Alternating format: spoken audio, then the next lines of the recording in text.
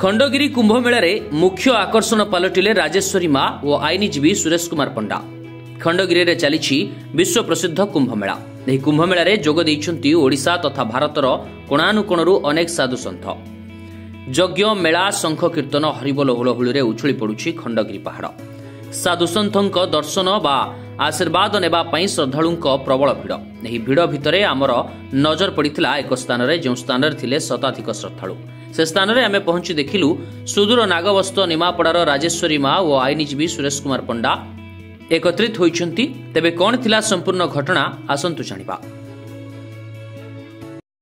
राजेश्वरी माँ बेलिका परिचित सारा विश्व रे समाज सेवा बेलिका कोटे परिचित रही अछि। तो कुंभ मेला को आसी अछि। कुंभ मेला एही स्थान रे महाप्रभुंकर जतबे आसीथिले एही स्थान रे पाद पड़िथिला। एटा होछि पवित्र स्थान। एही पवित्र स्थान रे साधु संत माने होउछन्ति पवित्रता। तांकर एही सब पवित्रता वार्ता एवं पवित्रता कर्तव्य नै एठी जे सब आसीछन्ति माने साधु संत भी आसीछन्ति। विभिन्न शरीर रूप रे भी धारण करके आसीछन्ति छद्म भेषरे। एही छद्म भेषरे आसी एही स्थान रे सेमानकर सब पवित्र हो जाए। से स्थान को दर्शन करने को आसती साधु संत मान को आनंद उल्लास खुशी अच्छी। यही स्थान को समस्ते भी आसतु। यह स्थान हूँ पवित्र स्थान खंडगिरी मेला। यही कुंभ मेला ये सब पाप धोई हो जाए पुण्य अर्जन होता है। जिते सब पाप कर स्थान में पुण्य लाभ कर साधु सन्तर आशीर्वाद पाई यही स्थान सब फेरी था। मुझे आसती समस्त दर्शन कली बहुत खुशी आनंद अनुभव कर। हरिओम मुझे हरिओम बाबा आमर ये जो खंडगिरी साधु कुंभ मेला चली बहु आबल्यर मोर ए स्थान को आसवर आज को 32 वर्ष होगा। 1943 मसीह आज पर्यटन संग्राम करी जनसमाज को जनजगत को आज खंडगिरी गोटे साधु मेला हो समस्त आज जापारे। ना खंडगिरी यात्रा कर समस्त बुझीपारे। ये गोटे कथा ये जिते साधु सन्त मान सब आसी जो नागा साधु जो अघोरी साधु जो आम वैष्णव परंपरा जो साधु सन्त मान सब आसी आम ओडिशा से सब नुहति बाहर आमको तो अणिया पड़ी थाए। आर अणिबार महत्व होची आमर जमी ओडिशा गोटे हूँ भगवत आखड़ा से जुना आखड़ा निरंजन आखड़ा कालीजन आखड़ा एमती भली भाव में 13टी आखड़ा से अच्छी।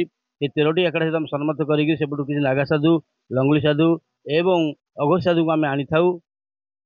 से परंपरा केमी बंचब ये परंपरा चिरजीवित हम ये जमी सबुठी गोटे मान्यता पे आसी मेला कुंभ मेला जमी 140 वर्ष पड़ा अमृत जोग आ प्रति 12 वर्ष पूर्ण कुंभ 6 वर्ष अर्ध कुंभ 3 वर्ष मिनी कुंभ जमी आमर अच्छी उत्तर भारत भितर आम ओडिशा रे ये गोटे एमती पवित्र भूमि एमती पवित्र क्षेत्र जगन्नाथ देशर गौरी मंडल लिंगराज कर पारदेश जो चली ये मेला यहाँ प्रत्येक वर्ष हुए।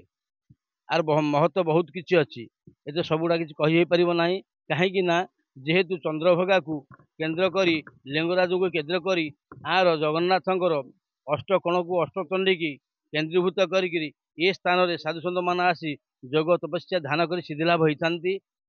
आउ गोटे प्रमाण मिले जे कि जो कपिल मुनि 24 अवतार भितर अच्छा सी जन मुनि थे सी ये जगार आसिक अर्क क्षेत्र स्नान करी 3टी आलती करते। गोटे महोदधी आलती गोटे तीर्थ आलती गोटे अर्क क्षेत्र आलती कलापर आदेश आसाला जे तुम्हें जाओ गुप्त खंडगिरी जो कुमार मुंडिया अच्छी से आकाश गंगा बुड़ पकईकि तुम से तपस्या कर तुम साधना सिद्धिलाभ है तुम तुम स्वरूप प्राप्त हम से सैया ही करते। द्वारा ही आम कपिल मुनि की कपिल भगवान बोली 24 अवतार भर आम तो आख्या देचु। आर प्रमाण स्वरूप गोटे कपिल कुंड भी अच्छी। आर भी आहरी प्रमाण अच्छी जिते द्वापर जुगे श्याम सुंदर कृष्ण जिते सखा मान धरिक राधा जो विरस भाव था से पलि आसी एठी आसी खेला करने भितर राधाराणी माँ देखी पार नथिले जानी पार नथिले कुआड़े गले बोली दिव्य दृश्य देखिले जे से यही जगह ये जो देवसभा पाखे सी बसिक अनंत गुफा पाखे सी लीला करुँच। से समय श्यामकृष्ण भगवान कौन करते वंशी अग्रे मारिक गोटे कुंड करते जहाँकि आप समस्त जानते श्याम कुंड बोली घोषित कर राधाराणी आसते सी सखी मान सहित जो लीला खेला करते कृष्ण को खोजापी सी गोटे कंकण में गोटे कुंड निर्माण करते राधा कुंड बोली प्रमाण अच्छी। आउ गोटे भी जो इंद्र स्वर्गर आसी जल मिल ना सी जो कुंडी हो हूँ आकाश गंगा तार बहुत तात्पर्य अच्छी।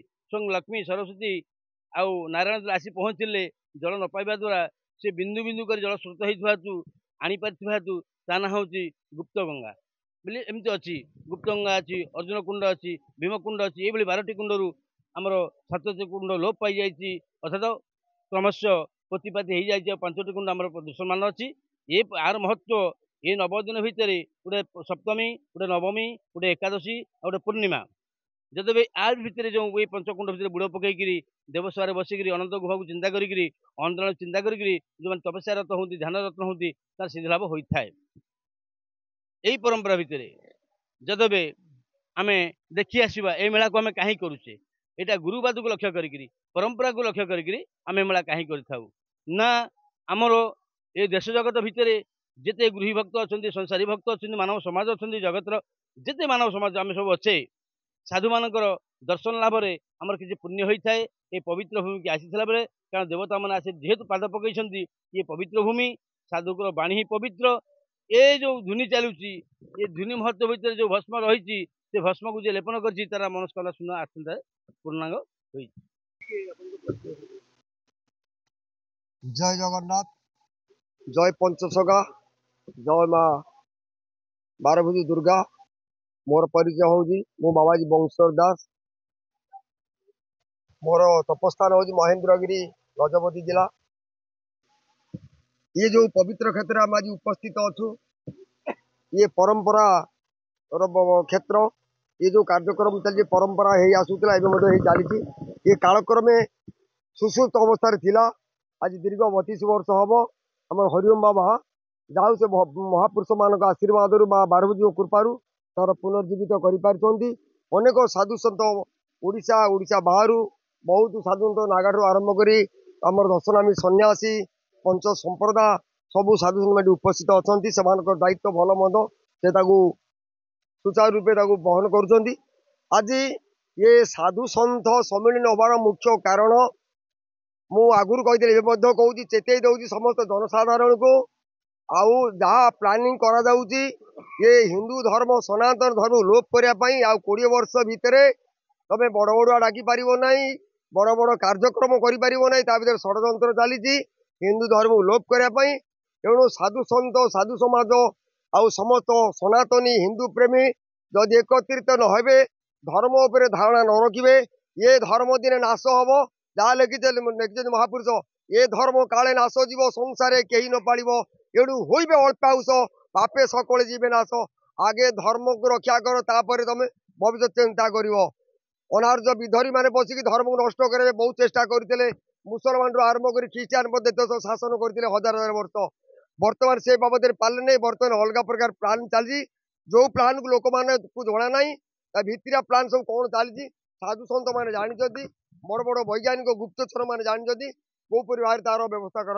सज्जन बर्तमान जो समय बर्तमान उपस्थित आमर सर्वप्रथम जहाँ को लेकिन आम आज एकत्रित होते जो सन्त समाज को लेकिन आज हिंदू धर्म वैदिक संस्कृत मूल मूल तत्व मूल आधार हूँ साधु सन्त।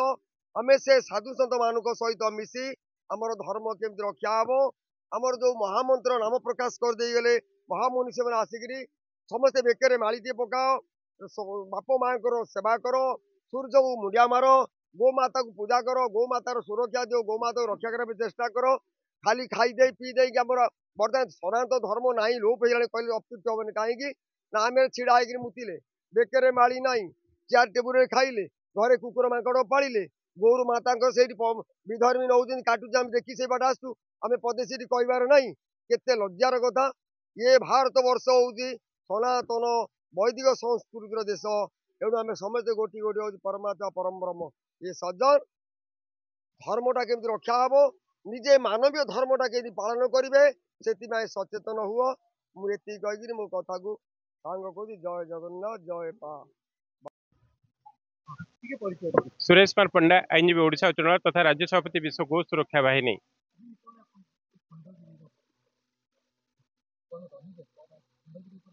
देखो बड़ सौभाग्यर कथा, सनातन धर्मर सुरक्षा कवच होचंदी साधु सन्त।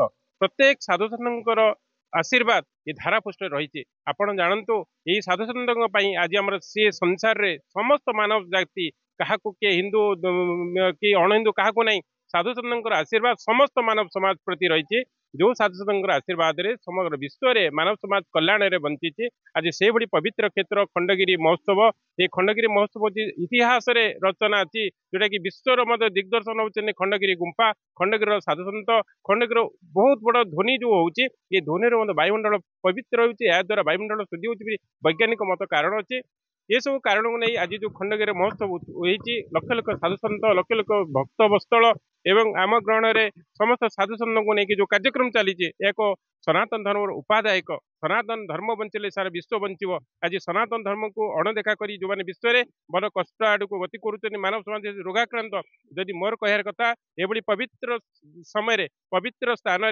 पवित्र जगह साधुसंत आशीर्वाद नेले प्रत्येक मानव समाज कल्याण हम ताकू आखि रखी आज जो पवित्र महामय कार्यक्रम चली साधुसंत आशीर्वाद चली एक वैज्ञानिक मत हिसाब से मुझे वैज्ञानिक साइंस स्टूडेंट हिसाब से कहि जहाँ ये हूँ एक वैज्ञानिक कारण सहित हो आध्यात्मिक जगत प्रथम तो आध्यात्मिक साधुसंत कृपार विश्व जो कल्याणमय होठार सदा सर्वदा परिलिखित खंडगिरी महोत्सव सारा विश्व को दिग्दर्शन दिए खंडगिरी महोत्सव में समस्त साधुसंत एकत्रित होती प्रत्येक जगह ध्वनि आसे यज्ञ हुए ये यज्ञ वायुमंडल शुद्ध और वायुमंडल जो ऑक्सीजन लेयर नष्ट हो शुद्धिकरण करे आहरी गोटे विशेष वार्ता जिते आम यज्ञ होती देखिए शुद्ध गोमाता दही सरी घृत यज्ञ कराए एक विश्वर एक इतिहास एवं विश्व में देखुए कौन सी कौन जगह घी किणी आनी किए कौन करती किंतु एटी जो कार्य हुए समस्त गोमाता देशी गोमाता घृत यज्ञ जोटा कि वायुमंडल शुद्ध एवं ता इतिहास सनातन धर्म आमको सदासदा शिखई गोमाता गोहित जगत कल्याण गोमाता विश्व प्राणी सेटा ही खंडगिरी अंचल आम परिलक्षित होचे प्रत्येक साधुसंत को मोर कोटि कोटि प्रणाम जनाई आज ये खंडगिरी महोत्सव को आगू नेबाई आपण अनुरोध एवं समस्त श्रद्धालु भक्त मैंने समस्ते मनस्कामना पूर्ण कर माँ आशीर्वाद साधुसंत आशीर्वाद सारा विश्व में कल्याणमय रही मोर वार्ता खंडगिरी रंजन नायकों रिपोर्ट कर्तव्य न्यूज।